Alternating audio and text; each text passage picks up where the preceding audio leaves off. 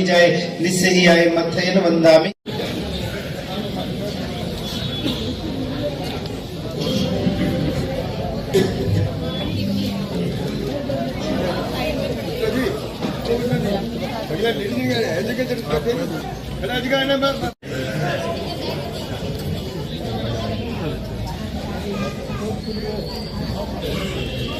श्री मणिभद्र वीर बाबे की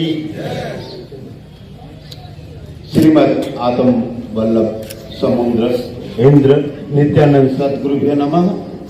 परम श्रद्धेय साहस और साधना संकल्प के प्रति स्वरूप यह अपार जन ज्वार समूह दिखाई दे रहा है।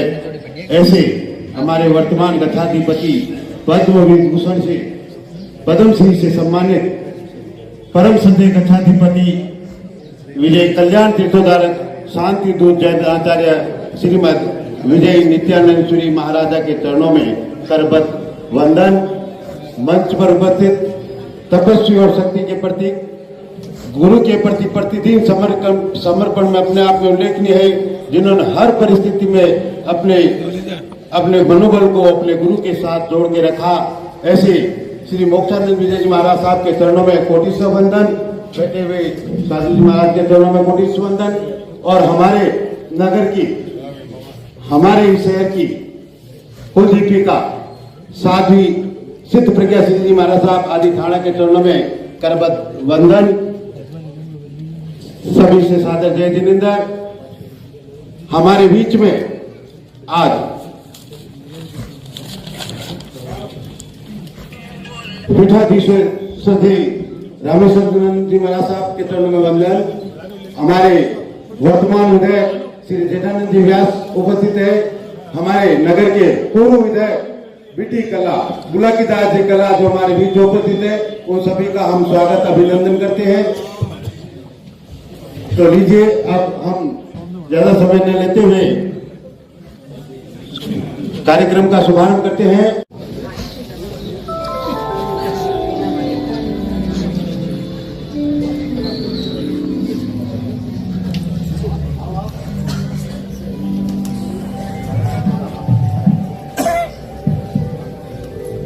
गुरु के चरणों में सतसत वंदन।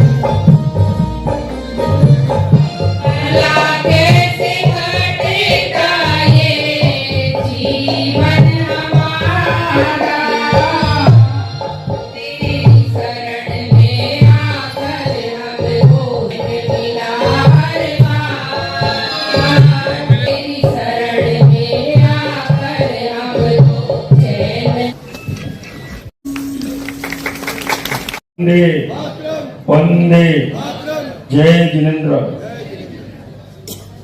माँ भारती के चरणों में नमन। हमारे गुरुदेव महाराज श्री नित्यानंद जी के चरणों में नमन। हमारे पूज्य माता श्री जी के चरणों में नमन। सभी धर्म गुरुओं के चरणों में नमन। सामने विराजमान मेरे पिता तुल्य युवा साथी मातृ शक्ति, सबको मेरा प्रणाम। आज बीकानेर बहुत सौभाग्यशाली है कि हमारे इस नगर में परम पूज्य धर्म गुरु हमारे नित्यानंद जी महाराज हमारे इस नगर में पधारे हैं। बीकानेर धन्य हो गया है। सत नमन करते हैं, आपका स्वागत करते हैं। धर्म से बढ़ के दुनिया में कोई नहीं है।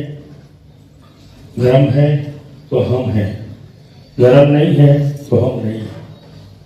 इसलिए सर्वश्रेष्ठ धर्म और हमारी संस्कृति श्रेष्ठ है, हर्ष में आस्था रखनी चाहिए।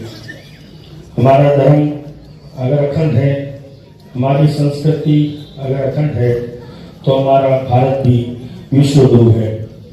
कहीं धर्म में विकृति आती है, समाज में विकृति आती है, और संस्कृति हम अगर अपनी संस्कृति को छोड़ते हैं तो भी हमारे देश के लिए, समाज के लिए बहुत बड़ा नुकसान है। इसलिए मेरा सबसे निवेदन है कि हम अपने धर्म के प्रति आस्था रखें, हम अपने संस्कृति, अपने संस्कार उसको जिंदा रखें, क्योंकि आज इस काल में हमारे पाश्चात्य संस्कृति का प्रभाव पूरे विश्व में, हमारे देश में तो विशेष पड़ रहा है। तो हम उस पाश्चात्य संस्कृति से बचें, और क्योंकि हमारी संस्कृति, हमारे संस्कार तो श्रेष्ठ है। आज पूरा विश्व, अन्य जो विदेशी लोग हैं वो तो हमारे संस्कार संस्कृति को की तरफ देख रहे हैं, और हमारे देश के जो पढ़े लिखे लोग होते हैं उनका ध्यान तुरंत पाश्चात्य संस्कृति में जा रहा है। इसलिए हमें उससे बचना चाहिए और अपने संस्कृति, अपने जो उसका प्रचार प्रसार होता है, अपने धर्म का प्रचार प्रसार होना चाहिए, क्योंकि हमारा जो देश है वो धार्मिक देश है और धर्म के आधार पर ही टिका हुआ है। इसलिए मेरा सबसे बड़ा निवेदन है हम अपनी संस्कृति और धर्म को नहीं छोड़ें। उसके लिए हमें हर समय तैयार रहना चाहिए, और जितना ज्यादा प्रचार हो, क्योंकि आज अन्य धर्म का प्रचार हमारे देश में बहुत ज्यादा हो रहा है और उसके कारण हमारी संस्कृति भी बिगड़ रही है, तो उसमें विशेष ध्यान देना चाहिए। मेरा आपसे यही आग्रह है। भारत माता की जय। पुनः महाराज श्री नित्यानंद जी चरणों में नमन।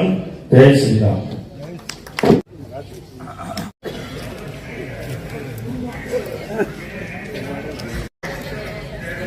सद्गुरुभ्यो नमः। गुरु ब्रह्मा गुरु विष्णु गुरुदेवो महेश्वर गुरु साक्षात परब्रह्म तस्मै श्री गुरुवे नमः। महाराज जी के चरणों में सबसे वंदन। परम पूज्य दाता श्री रामेश्वरानंद जी के चरणों में वंदन। सम्मानीय और सम्मानीय चरित्र आत्माओं के चरणों में वंदन। उपस्थित धर्मपरायण देवियों, सज्जनों, नौजवान साथियों, सम्मानित जेठानंद जी और उपस्थित पत्रकार बंधु, मैंने बचपन में पढ़ा है, दाता तरुवर संत जन और चौथा वर्षे वे परमार्थ के कारण इन चारों धारी थे। दाता मतलब दान देने वाला, तरुवर मतलब पेड़, संत जन और वर्षा, ये चारों परमार्थ के लिए इस संसार में अवतरित होते हैं। और ये भी लिखा, बिना हरी कृपा मिले नहीं संता, प्रभु की कृपा होती है तो संतों के दर्शन होते हैं। हम सब सौभाग्यशाली हैं कि नित्यानंद जी महाराज साहब, जिनको भारत सरकार ने पद्मश्री की उपाधि से नवाजा है, ये हम सब लोगों के लिए गौरव की बात है। इनके लिए पद्मश्री कोई महत्व नहीं रखती, लेकिन हमारे लिए महत्व रखती है कि उन्होंने कितने लोगों को प्रेरणा देकर धर्म स्थान, शिक्षा के मंदिर, चिकित्सा के मंदिर, अनेक स्थानों को बनाकर इन्होंने अपरिग्रह को महत्व दिया, लोगों को प्रेरणा दी और सैकड़ों करोड़ रुपए परमार्थ के कामों के लगा दी, परमार्थ के कार्यों के लिए इनकी प्रेरणा से लोगों ने लगा दी। बीकानेर की धरती पर मैं अपनी ओर से और आप सब लोगों की ओर से आपका हार्दिक अभिनंदन करता हूं, आपका स्वागत करता हूं। इनका भी मैं इस अवसर पर हार्दिक स्वागत और अभिनंदन करता हूं। देखिए, हम लोग जो हैं धर्म के बारे में कई बार चर्चा करते हैं। धर्म क्या है? धारी थी धर्म, जो हम सर्टेन डिसिप्लिन धारण कर लेते हैं वो हमारा धर्म है। जैसे मैं मान लो ये कह दूं कि मैं तो नमोकार मंत्र का जाप करके फिर खाना खाऊंगा, कोई कहता है मैं गुरु ग्रंथ साहब का पाठ करके खाना खाऊंगा, कोई कहता है मैं रुद्राभिषेक करके खाना खाऊंगा, कोई कहता है मैं प्रेयर करके खाना खाऊंगा। नियम बना लेते हैं, ये नियम ही धर्म है। लेकिन कुछ शास्त्रों में ऐसा लिखा है, सत्यम परम धीमहि, सत्य से बड़ा कोई धर्म नहीं है।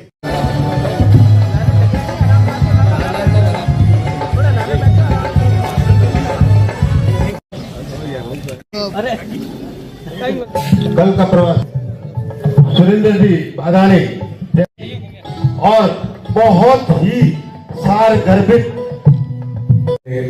अभी ये बड़ी जुकाम से लगी है बात था तो, लेकिन आपके तमाम बैठने का सौभाग्य मिला है। प्रणमो अरिहंताणम्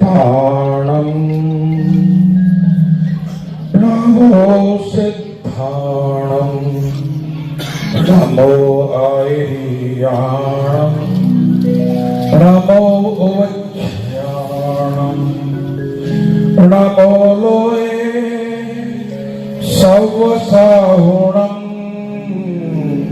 येषु पंच नमोकारो सर्वपावपणाशनो मंगलानां च सौवैसिं परमं हवै मंगलम्।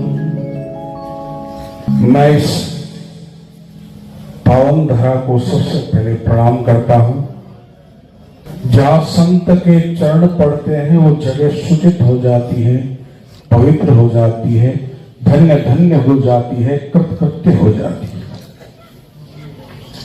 इस चौक में बैठकर पूज्य संत श्री के सनिधि में जो दो शब्द कहना चाहता हूं, मेरा आप सभी महानुभावों से निवेदन रहेगा। सुनना अलग चीज है और किसी शब्द को सुन करके हृदयगम करना बहुत बड़ी चीज है। महापुरुषों के सनिधि में बैठ करके जो बोला जाता है, दास का काम तो बोलने का ही है। हमारी भारतीय संस्कृति में यदि मैं उस तरह से व्याख्या करूं कि शांति दूत का अर्थ क्या होता है, तो सब इस बात से परिचित है।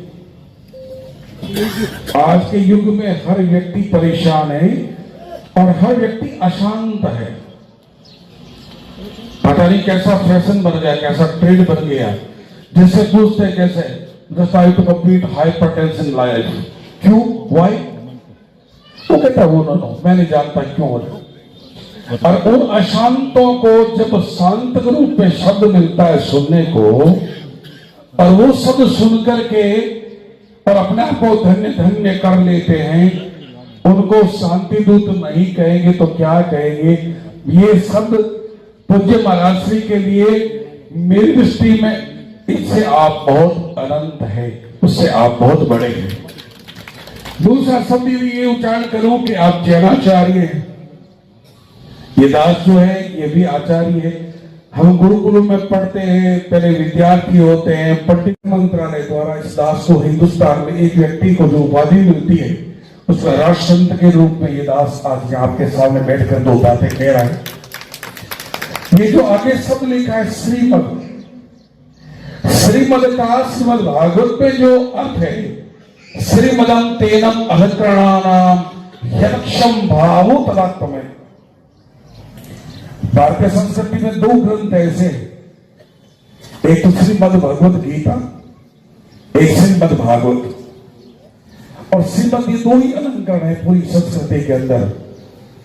और एक महापुरुष जब अपनी मां जननी के जन्मते हैं और परमात्मा उनको अवतरण करके इस धरती पर भेजते हैं, और वो श्रीमद जो उपाधि है ना, ये उपाधि आपके उन शब्दों के लिए कही जा सकती है जिसमें वाणी नहीं निकलती। तेमम सुधामयम, यानी अमृत बरसता है और उस अमृत को हम सब सुधा पान करते, यानी शब्दों को पीते। तेनम धन्यम संता, और वो संत धन्य धन्य है क्योंकि इनकी कोई उपयोगिता उपादेयता स्वयं के लिए नहीं है। ये जो शरीर है, ये शरीर मात्र मानव जाति के लिए हुआ है।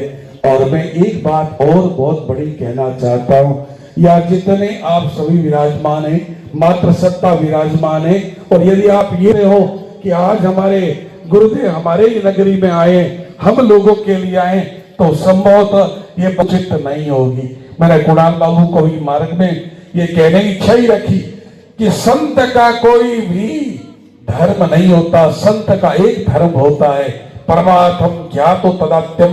वो हर एक को अपना मानते हैं। जो जिसने वंदन किया नतमस्तक प्रणाम किया और आशीर्वाद प्रदान कर देते हैं। यहाँ प्रसाद आशीर्वाद में अलग अलग व्यवस्था नहीं है, ये बड़े संतों की मानता है। ये पूज्य गुरुदेव श्री के सामने आप हम नहीं बल्कि कोई भी शरणवा के प्रणाम करता है, ये हृदय की उन्हीं गहराइयों से आशीर्वाद देते हैं, उनमें ये नहीं देखते ये कौन है। इसलिए आप श्रीमद हैं, तेलम अलंकरम श्रीमदा।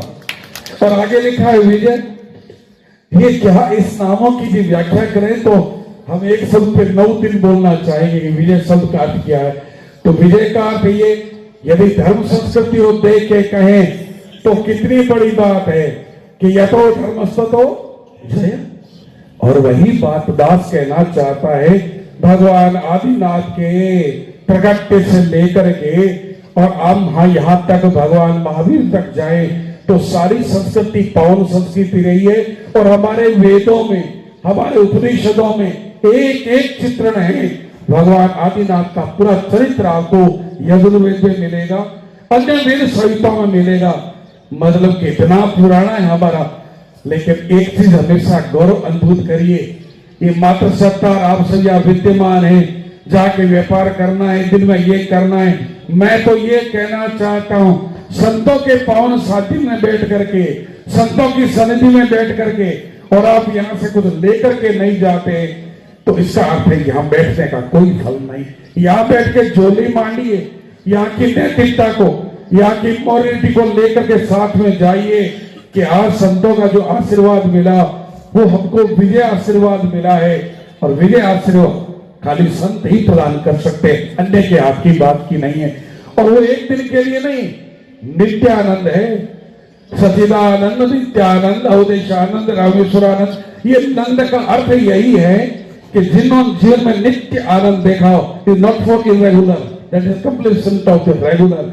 जो निमित्त आनंद देना है, हमारे सामने जो भक्त बैठे हो उनको मंगल पाठ के माध्यम से जो आप प्रदान करते हैं वो शब्द अमृत रूपी गुंजायमान होके प्राण में हमेशा गूंजता है।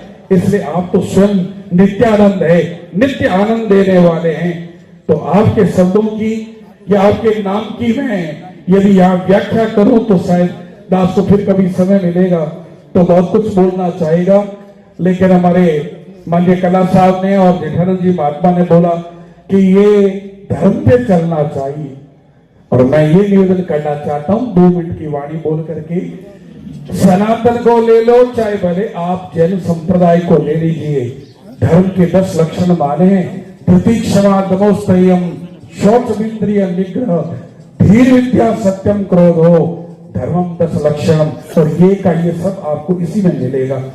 और अपना पे गौरव करके अनुभव करिए कि हम जैन हैं। एक और बता देता हूं, यदि ये बोल के आप प्रसन्नता व्यक्त करते हो कि हम जैन हैं, मैं अपने आप की बात कहना चाहता हूं, डेमोक्रेसी प्रजातंत्र है, मैं ये कहना चाहता हूं जैन अपने आप में जाति नहीं, जैन अपने आप पे गौरव है।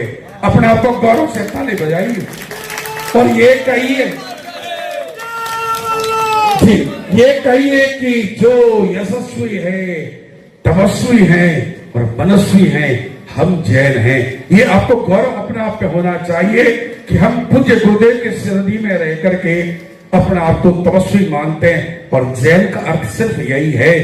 यदि जैन शब्द को जिन शब्द से लेते, तीव्रम आत्मान प्रक्षुभ्यम ज्ञानम ददात पुण्यते, यानी मैंने अपने आप को जीत लिया है, मैंने अपने आप पे क्षमता प्राप्त कर ली है, मैं अपने आप में प्रभावी हूं और मैं सबके लिए काम करूंगा। सर्वे भवन्तु सुखिनः, सर्वे सन्तु निरामया। मैं अपरिग्रही हूं, मुझे कोई संग्रह नहीं करना है। और ऐसे गुरुदेव जब हम सबों को दर्शन देने के लिए आप पधारे तो मैं सोचता हूं इससे बड़ा सौभाग्य हम सबका कभी नहीं हो सकता। ये संत सनिधि हमेशा चाहिए। और एक बात बोल के बस विराम दूं, यदि कोई ये कहता है कि मेरा धर्म ये है और दास ये कहना चाहता है, एक बहुत बड़ी बात ये कहने की नहीं है, कुणाल बाबू जानते, मैं एक बात कह अपने आप को प्रसन्नता अनुभूत करता हूं। मैं सनातन धर्म में जन्मा, सनातन धर्म में विद्या पढ़ाई, विद्या का प्रयास किया, अध्ययन किया, अध्यापन किया। और दास इतना भाग्यशाली है कि विश्व के 86 देशों में जाकर के इस भारत संस्कृति के प्रचार करने का इस दास को हिंदुस्तान में पहला अवसर मिला। और जितना शायद आप जानते हो उससे शायद भगवान के पास है। मैं कोई अहंकार की बात नहीं कर रहा हूं। आप जितना जैन धर्म के बारे में जानते हो शायद दास ये गर्व करके कह सकता है कि आप हमारे आगे 1% भी नहीं जानेंगे। ये मुझे अपना पर क्यों गर्व होता है कि पूज्य बड़े गुरु जी ने हमें संस्कार दिए। आज हमारे सागर के अंदर मेरा जो गुरुकुल है, मेरे पास 36 विद्यार्थी है। एक विद्यार्थी को ये पूछ लिया जाए कि आपने कभी आलू की सब्जी खाई है क्या, तो ना ना ना, जमीन का हम नहीं खा सकते। आप गर्व करेंगे, उन्माद होगा। हनुमान जी आप हमारे आश्रम में आके बच्चों को पूछ रहे नौकार मंत्र की 90 तरह से व्याख्या इस दास ने की है। 90 तरीके से कनिष्ठा को तोड़ करके जो नौकार मंत्र किया जाता है, I do complete challenge the complete of blood pressure, जिसको रक्तचाप कहते हैं, कंप्लीट नॉर्मल, ऐसा सिस्टम इस महामंत्र में है। इस नौकार मंत्र से प्यारा कोई मंत्र हो ही नहीं सकता। और फिर इसकी कनिष्ठा से इसका क्या महत्व है, अनामिका से क्या महत्व है, मध्यमा से क्या महत्व है, तर्जनी से क्या महत्व है। मैं चैलेंज करता हूं, जिस दिन कोई वर्कशॉप लगी और आपको अंगुली से दबा के नौकार मंत्र के बारे में बताएंगे, आप बोलोगे हमारा शरीर रोग से रहित हो गया है। इतनी बड़ी ताकत है नौकार मंत्र। और मैं कहता हूं नौकार मंत्र जैसा क्या महामंत्र कोई होगा जिनमें हमने अपने आचार्यों को, अपने गुरुओं को, अपने सब तत्वों को प्रणाम किया है, अपने आप पे विजय प्राप्त की है। यही तो जैन कहता है। जैन का अर्थ यही है, आत्मा को मान लो, आत्मा को जीत लो, जितेंद्रिय बन जाओ, जैन हो जाओगे। तो मेरा निवेदन आपसे इतना ही है कि संत जहां जहां जाते वहां तीर्थ साथ चल के आते हैं। महाराज श्री जी आपके चरणों में एक बात रखना चाहूंगा। वेद कहते हैं संत कौन है, तो वेद कहे संगम जंगम तीर्थम दलात्तवे। संस्कृत में जंगम का अर्थ होता है चलता तीर्थ। आज दास को अवसर मिला, 34 साल पहले पहली बार समय शिखर का दर्शन का सौभाग्य मिला। हमारे साथ कलकत्ता का कांकरिया परिवार था। मुझे कहा गया कि महाराज जी आप ऊपर जा रहे हो, पहाड़ी के ऊपर बड़े संकट है, हरे हरे रंग के सांप हैं। मैं को फौज का आदमी हूं, हमेशा गल लटका ही रहा हूं। दास ने आर्मी के अंदर सेवा दी है और स्वैच्छिक सेवानिवृत्ति लिए कर्नल का पद पर रह करके सेवा देता हूं, पहले ही दे दिया गया। लेकिन मैं एक बात गर्व कहना चाहता हूं, यहां जितने सब बैठे हैं, मैं आपको एक बड़ी गर्व की बात कहना चाहता हूं। यदि मैं ये कहूं कि मैं समय शिखर के लिए क्या बोलूं, तो मैं ये कह सकता हूं कि गूंगे व्यक्ति को गुड़ का टुकड़ा दे दे तो उसको पूछे बता इसका क्या स्वाद है, वो कहेगा गूंगा गुड़ खाए तो क्या बतलाना मुश्किल बना। उसकी अनुभूति तो है, अभिव्यक्ति नहीं है कि गुड़ कैसा है। जो समय शिखर गया है, और आपको एक निवेदन करते फिर गर्व करता हूं संतों के सन्निधि में बैठ करके, हम एकम यात्रा को तो मानते हैं यात्रा कि मैं अब तक समय शिखर के पुण्य दर्शन 22 बार, 25 बार, 30 बार, 40 बार, जब 50 क्रॉस हो जाते हैं तो हम लोग हमारी सन्निधि में कहते हैं अणगणित। इस दास ने अणगणित यात्रा समय शिखर की है और साल में 2 बार पक्का भोगिया जी महाराज के सिर चरणों में प्रणाम करके। और आज एक बात कहूं, जो समय शिखर गए, जब वहां का तत्व आपको हृदय की गहराई में होगा, वहां की प्रज्ञा, वहां की चेतना, वहां की सर्दी, वहां तीर्थों का दर्शन, मन में भाव करोगे कि इससे बड़ा तीर्थ क्या होता है, तो ये लगेगा वाह जी वाह। गोबिया जी महाराज से प्रार्थना शुरू करते हैं और घूम के वापस गोबिया जी महाराज तक आ जाते हैं। होना चाहिए संत का सत्कार होना चाहिए,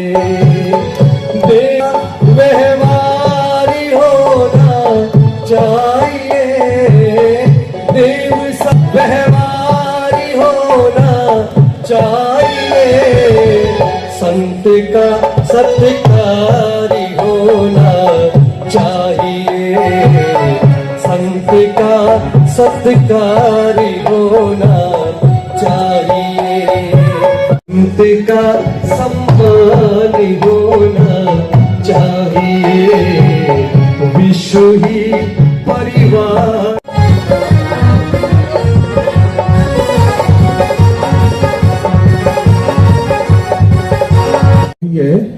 और मेरे बड़े भाई रतनलाल जी साहब साथ है। तो मैं इसका वांछन कर रहा हूँ, तो इसमें कोई त्रुटि रह जाए तो भी मुझे माफ कर देना। शब्दों में भी त्रुटि रह गई हो तो उसको भी गौर न करके भावनाओं को जानने की कोशिश करें। श्रीमद आत्म वल्लभ समुद्र नित्यानंद सदगुरु नमः। पूर्व अनंत जन्मों के पूर्ण राशि के प्रबल उदय से बाल में अपने सपरिवार दीक्षा ग्रहण की। आपकी जन्म भूमि बनने का सौभाग्य दिल्ली को और दीक्षा भूमि बनने का हो भाग्य बड़ौर उत्तर प्रदेश को प्राप्त हुआ, किंतु दीक्षा के पश्चात आपका जीवन का प्रथम चातुर्मास वल्लभ नगरी बीकानेर में प्राप्त हुआ। जो ये वल्लभ है वो हमारे वल्लभ गुरुदेव है, उनके नाम से है वल्लभ नगरी बीकानेर को प्राप्त। इस प्रकार बीकानेर को आपकी प्रथम चातुर्मास भूमि, श्रेष्ठ भूमि, अध्ययन और प्रेरणा भूमि बनने का परम सौभाग्य मिला। आपके वाद स्वरूप से प्रारंभ हुए रंत्र तेजस्वी के दिनों में दिन अभिवर्धी ने आपको निष्काम सेवा, सुविचार, संयम पालन और आत्म साधना की सिद्धि के सपनों को पर बढ़ाते हुए कल्याणकारी सफलता के शिखर पर आरूढ़ कर दिया है। यद्यपि आप ग्रह सफलताओं सिद्धियों के प्रति सदा अनासक्त रहे हैं, किंतु संघ, समाज, शासन और राष्ट्र आपके परोपकार महनीय जीवन को उच्च अलंकरणों से सम्मानित करके स्वयं को गौरवान्वित करता है। अनंत अनुग्रह एवं पुण्य क्षणों को यह शुभ संयोग है कि भारत सरकार द्वारा आपको पद्म श्री जैसे सर्वश्रेष्ठ राष्ट्रीय अलंकरण से विभूषित किया गया है। ये सम्मान आपके व्यक्ति का नहीं, अपितु आपके द्वारा प्रभावित आध्यात्मिक प्रकाश का सम्मान है, जिसने असंख्य आत्मा को आत्मबोध, संयम और सदाचार के पथ पर प्रतिष्ठित किया है। तो मैं मन वचन काया से मिच्छामि दुक्कडम करता हूँ।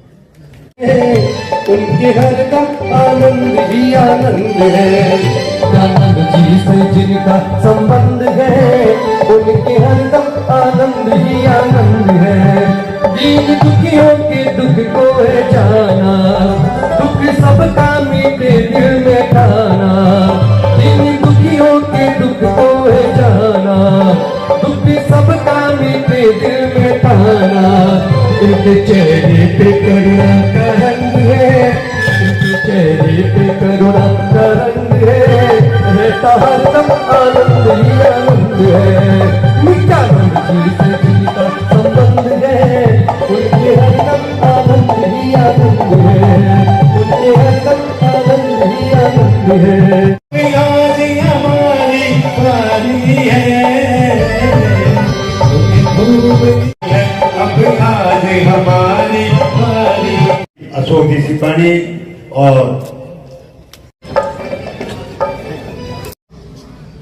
सभी जीव सुख चाहते हैं, सुख सबको प्रिय है, चाहे वो मनुष्य हो, चाहे पशु हो, कीट पतंगा हो, किसी भी गति में, किसी भी योनि में कोई भी जीव हो, सुख सबको प्रिय है। और मनुष्य भव में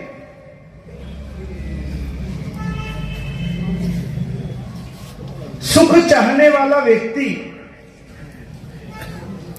सुख के साधनों को इकट्ठा करने में पूरा जीवन लगा देता है। उसको यह लगता है कि ये साधन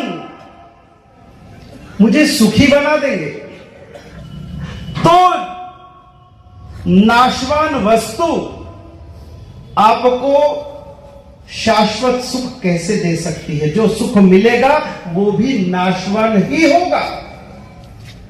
वो सुख नहीं है, केवल सुख की एकमात्र उसके अंदर में हमको आभास होता है कि इसमें सुख है, पर ज्ञानी भगवान कहते हैं इस जगत के अंदर में जितने भी नाशवान पदार्थ हैं, किसी में भी सुख नहीं, केवल सुख का आभास मात्र है।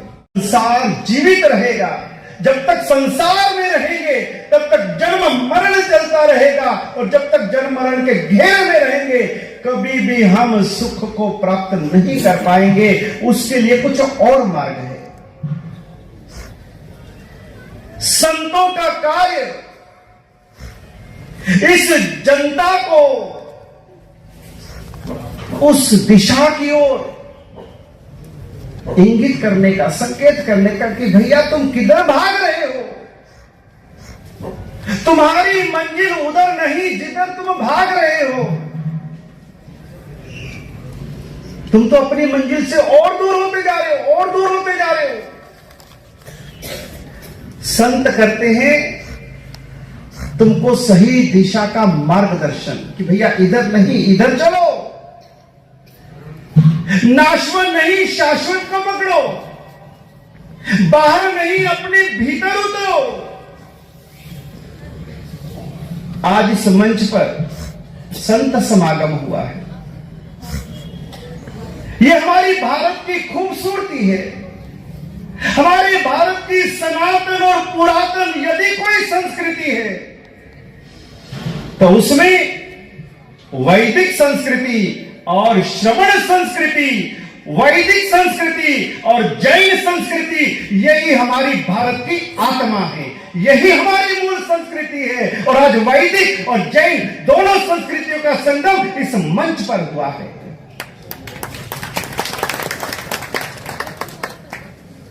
किसे कहते हैं संत? जे करे भवनु अंत एनु नाम संत। जो हमें भव भ्रमण से निकलने का मार्ग बता दे, जन्म और मरण के जंजाल में से मुक्त होने का रास्ता दिखा दे, और हमारी सोई हुई चेतना को झकझोर करके जागृत कर दे और पुरुषार्थ से भर दे। चलो भैया, बढ़ो भैया। हमने जिस पूनम के चांद को देखा है भैया, चलो तुम भी उसका आनंद लो। ये संसार के सुखों में केवल और केवल दुखों की परंपरा है।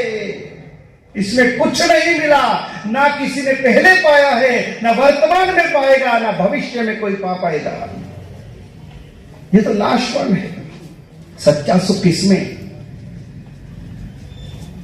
इस जगत में कौन सा जीव ऐसा है जिसके पास दुख नहीं, संताप नहीं, क्लेश नहीं, तनाव नहीं, चिंता, टेंशन, बीमारियां, रोग, शोक,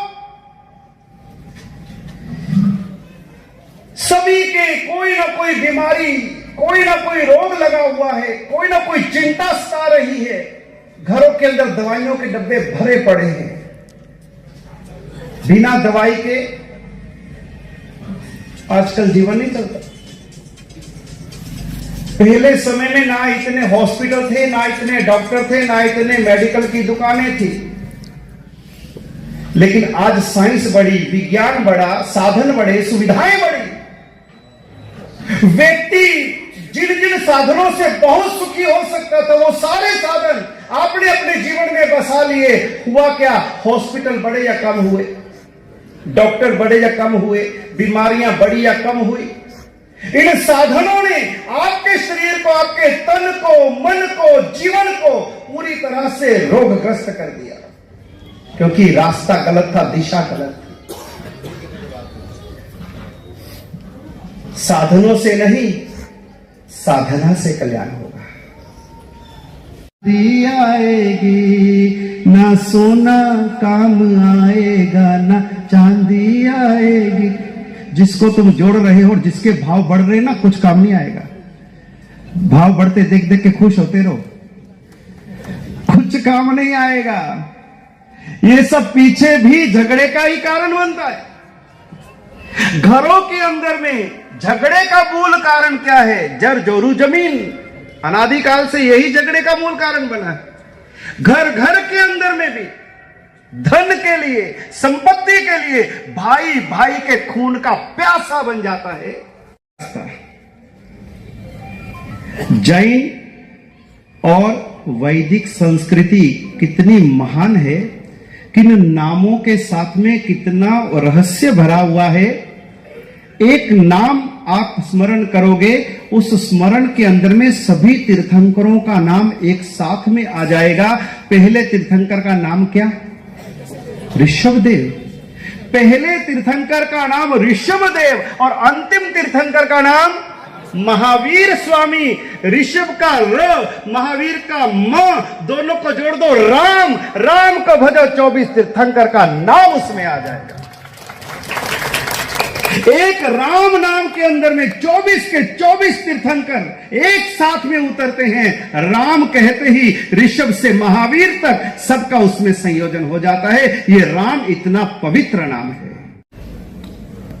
राम नाम के अंदर में 24 के 24 तीर्थंकर एक साथ में उतरते हैं। राम कहते ही ऋषभ से महावीर तक सबका उसमें संयोजन हो जाता है। ये राम इतना पवित्र नाम है।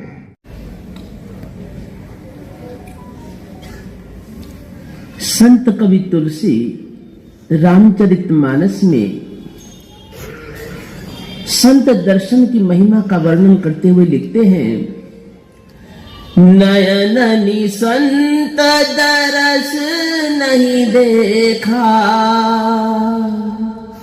लोचन मोर पंख कर लेखा।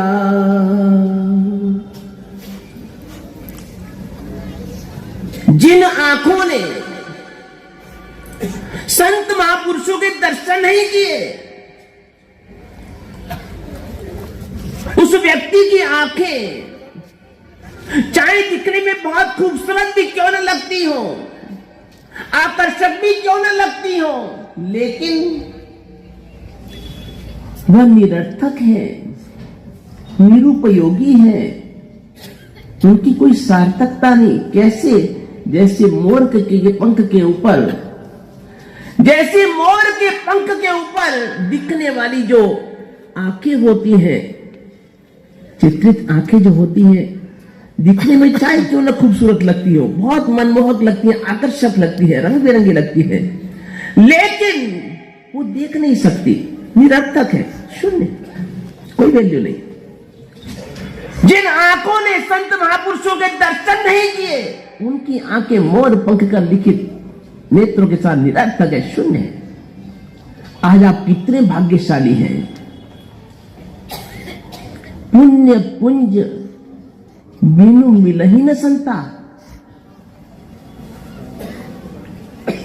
केवल पुण्य नहीं, पुण्य का पुंज जब एकत्रित होता है, पुण्य का पुंज जब एकत्रित होता है, तब कहीं जाकर के सुबह संतों का दर्शन सौभाग्य से मिलता है। साधु नाम दर्शनम पुण्यम। हमारे जैन शासन रूपी गगन के जाज्वल्यमान सूर्य 1444 ग्रंथों के प्रणेता आचार्य हरिभद्र लिखते हैं, साधु नाम दर्शनम पुण्यम तीर्थ भूताई साधव। संत महात्माओं के दर्शन होना ही तुम्हारे पुण्य का प्रतीक है, सौभाग्य का सूचक है। संत महात्मा तो चलते फिरते तीर्थराज प्रयाग है, तुम्हें जाने की जरूरत नहीं, वहां हरिद्वार इलाहाबाद जाने की जरूरत नहीं है।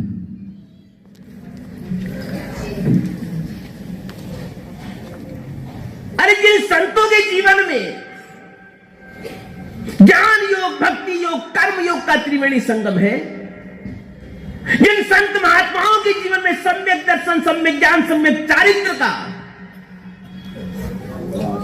साधना, आराधना, उपासना का जिसमें त्रिवेणी संगम, ऐसे संत महात्माओं का जीवन त्रिवेणी संगम, तीर्थराज प्रयाग जिससे।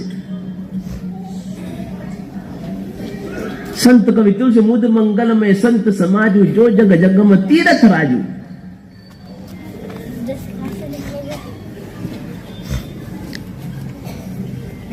नर रूप हरि, जिनको नर रूप में नारायण कहा गया है, जो दिखने में चाहे मानव, लेकिन मानव के रूप में माधव है, मानव के रूप में महावीर है। ऐसे संत महात्माओं का यहां समागम आसानियों के चौक में, कितने आप भाग्यशाली है। धन्यवाद दूंगा चौक के सभी इन पुण्यशाली भाग्यशालियों को, ये हमारे चौक के नायक बैठे हुए हैं, हमारे हीरा राजी साहब गोलछा, लगभग मैं जहां तक मानता हूं 90 ईयर से भी ऊपर उम्र होगी, 90 से ऊपर उम्र होगी, 93 नो डाउट, सेंचुरी मारनी है। कितने भाग्यशाली हैं, कितने कर्मठ हैं, कितने जागरूक हैं, कितने एक्टिव हैं।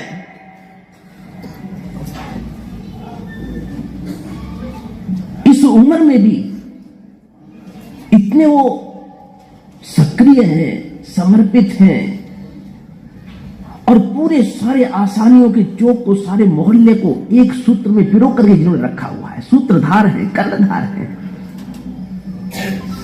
ऐसा बाहोश व्यक्तित्व चौक का बहुत बड़ा भाग्य है। जिनके मन में यह परिकल्पना आई, संतों का समागम, तुम हम तो मिल जाएंगे, कोई बड़ी बात नहीं। तन की प्यास बुझाए उसे नीर कहते हैं, तन की प्यास बुझाए उसे नीर कहते हैं, अपने लक्ष्य को भेद पाए उसे तीर कहते हैं। और इस आसानियों के चौक में इन दो धाराओं का मिलन हो जाए, इसे आसानियों के चौक की तकदीर कहते हैं।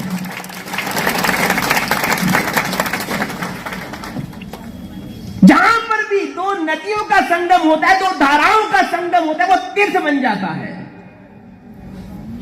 आज आसानियों का चौक चौक नहीं रहा, आज दो धाराओं का मिलन हुआ है।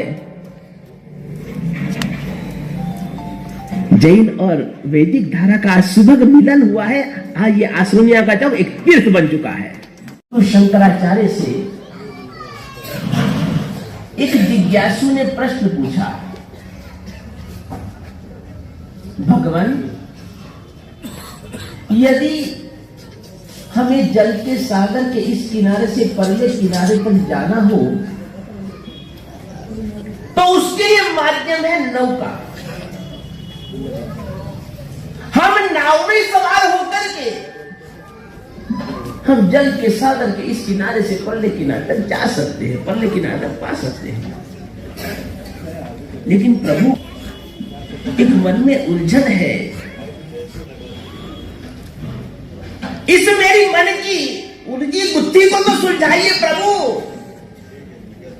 प्रभु, ये तो सागर है, एक और भी सागर है, एक और भी सागर है, और जिसे हम कहते हैं संसार रूपी सागर।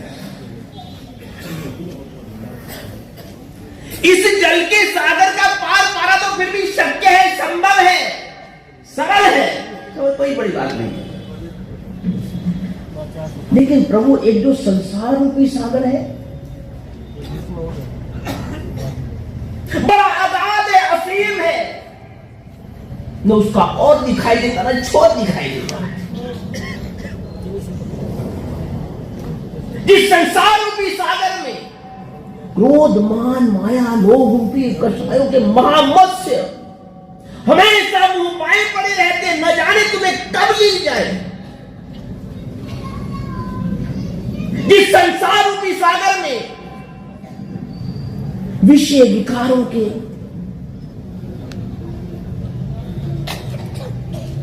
वासनाओं की उतार तरंग हमेशा तरंगित होती रहती है, न जाने कब सागर की अतल गहराई में धकेलते। जिस सागर में राग, द्वेष, ईर्ष्या, मात्सर्य, तेरी मेरी हमें जगत गुरु शंकराचार्य बड़े सहज स्वर में कहते हैं, क्षण मिह सज्जन संगति रेखा, क्षण मिह सज्जन संगति रेखा, भवती भवार्णव तरणे नौका।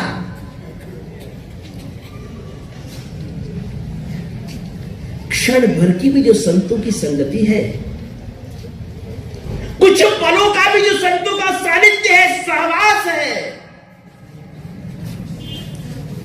वो इस दुष्ट संसार सागर को पार करने के लिए नौका है।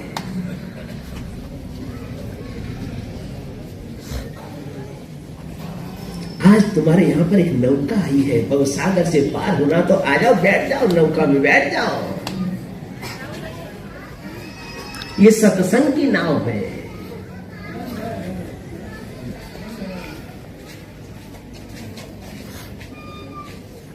हम इतिहास को उठा करके देखें,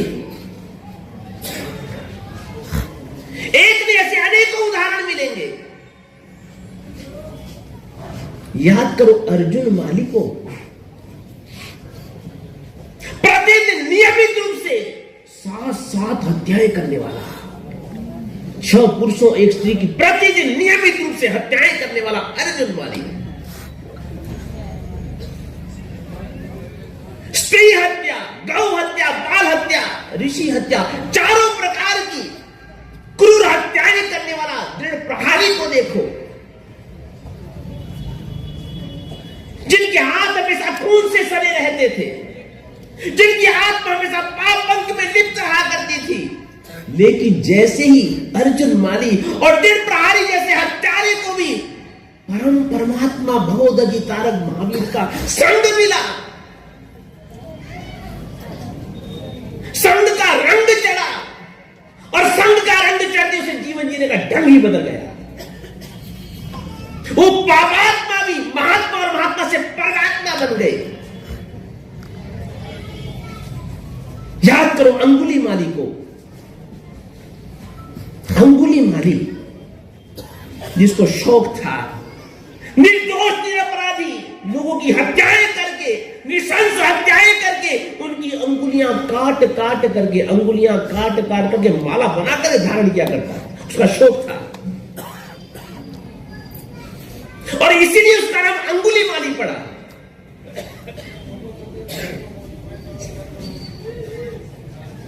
ऐसा अंगुली माली जैसा हत्यारा भी जैसे ही उसे तथागत बुद्ध का सानिध्य मिला, संगम हुआ, और वैसे ही दिशा ही बदल गई। उसकी जीवन जीने की दिशा ही बदल गई। दिशा क्या बदल गई? दिशा बदल गई, दशा बदल गई। संत क्या करते हैं? संत क्या करते हैं? केवल तुम्हारी वो दिशा बदलते हो, कुछ नहीं करते भैया। तुम भाग तो रही हो, दौड़ रहे हो, खूब भाग रहे हो। ओ अंधी दौड़ लग रही है, वो जा रहा है, मैं भी जा रहा हूं, पीछे जा रहा हूं, भाग रहा हूं। क्या कहां जाना है कुछ नहीं पता, जा रहे भाग रहे, वो भाग रहा, मैं ही भाग रहा। हासिल होगा बस संत महात्मा तुम्हारी जीवन की दिशा को सही, दुर्गति को गति, गति में प्रगति, दुर्गति में प्रगति।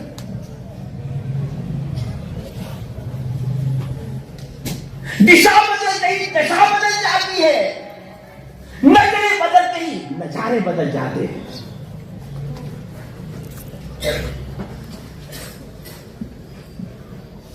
याद करो रामायण के रचनाकार महर्षि वाल्मीकि को, आदि कवि महर्षि वाल्मीकि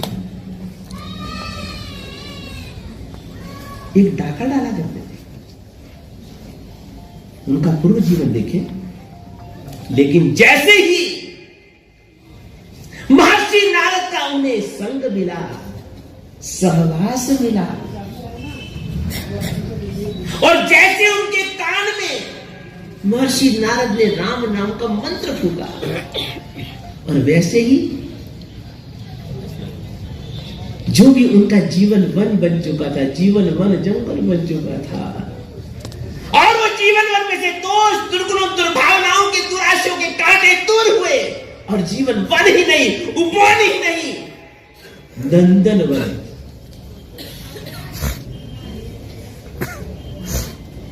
सद्गुणों के, सद्भावनाओं की, सदाशिव की सुवास महकने लगी।